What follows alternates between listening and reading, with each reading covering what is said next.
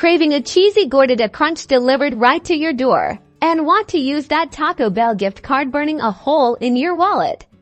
Let's get that delicious Taco Bell order paid for. First, open your Doordash app and in the search bar, type Taco Bell to find your nearest location so you can get to chowing down.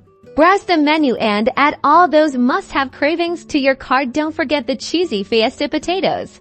Once you've piled up your virtual tray, tap the checkout button on the bottom of the screen. Okay, here's the key on the payment screen. You will notice a section just above your payment methods that says Add Promo Code. Tap where it says Add Promo Code. It's important to notice that this will say Add Promo Code as we will use it as a gift card.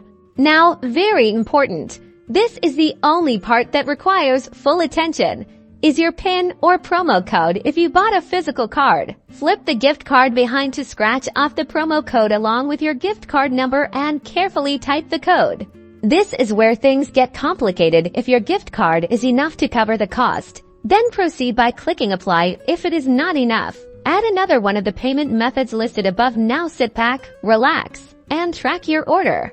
And there you have it, Taco Bell delivered and paid for with your gift card. Enjoy every bite.